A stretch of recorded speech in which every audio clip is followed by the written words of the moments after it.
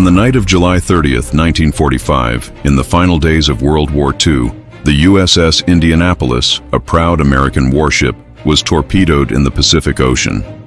In just 12 minutes, the cruiser slipped beneath the waves, leaving nearly 900 men stranded in the open sea.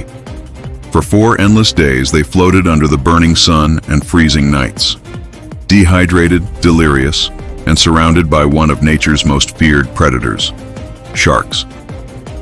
What followed was the single deadliest shark attack in human history. This is the story of the USS Indianapolis.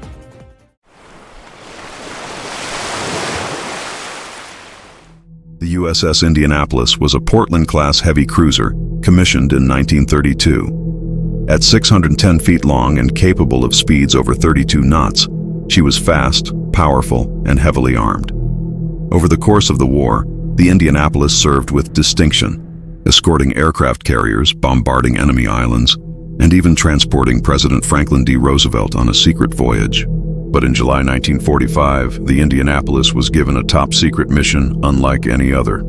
Ordered to sail from San Francisco to Tinian Island, she carried precious cargo, parts of the atomic bomb known as Little Boy, the weapon that would soon devastate Hiroshima. The mission was a success.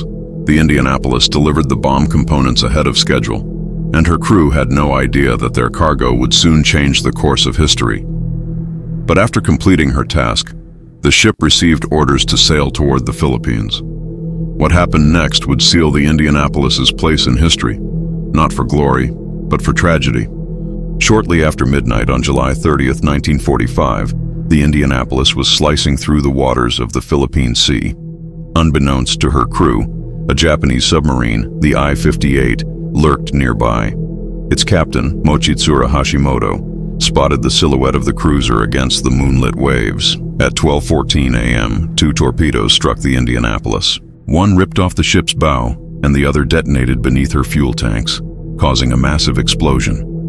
The blast tore through the vessel, igniting fires and flooding compartments. Within 12 minutes, the mighty cruiser capsized and sank beneath the ocean. Of the nearly 1,200 sailors aboard, around 300 went down with the ship. The remaining 900 found themselves cast into the sea with little more than life vests, rafts, and the hope of rescue. It began with shadows, then fins. The sailors realized they were being stalked. Oceanic white-tip sharks, drawn by the explosions and the scent of blood, began circling the survivors. At first, the sharks targeted floating bodies of the dead, but soon they attacked the living. Survivors recalled seeing men dragged under, screaming, their life jackets pulled beneath the waves. Some were attacked while alone, others even while huddled in groups. To make matters worse, paranoia spread. Men began accusing each other of attracting the predators. In the chaos, some even killed comrades, mistaking them for sharks in the darkness. For 4 days and 5 nights, the nightmare continued. By the second day, dehydration was driving men insane. Some hallucinated lush islands just beyond reach, only to swim away and vanish beneath the waves. Others fought over scraps of food or drank seawater, which only accelerated their death. The sharks kept coming. Survivors recalled the gruesome sight of torn bodies drifting by, their limbs missing. The ocean became a bloody hunting ground.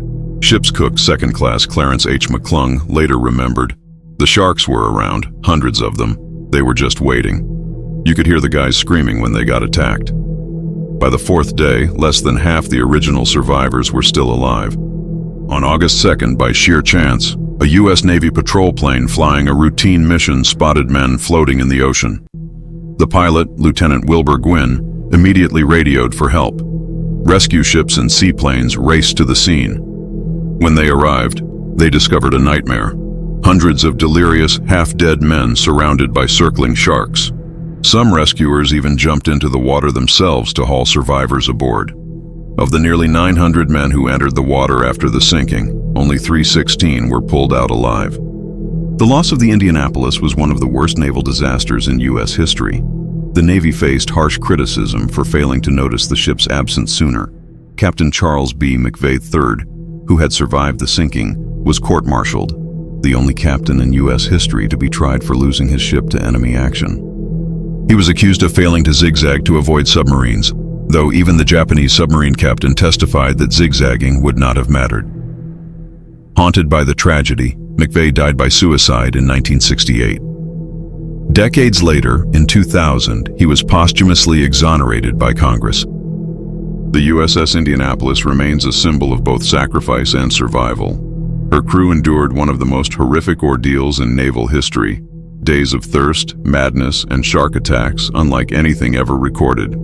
In 2017, explorers finally located the wreck of the Indianapolis more than 18,000 feet below the surface, a silent tomb for those who went down with her. To this day, the story of the Indianapolis serves as a grim reminder of the cost of war, the cruelty of nature, and the strength of the human will to survive.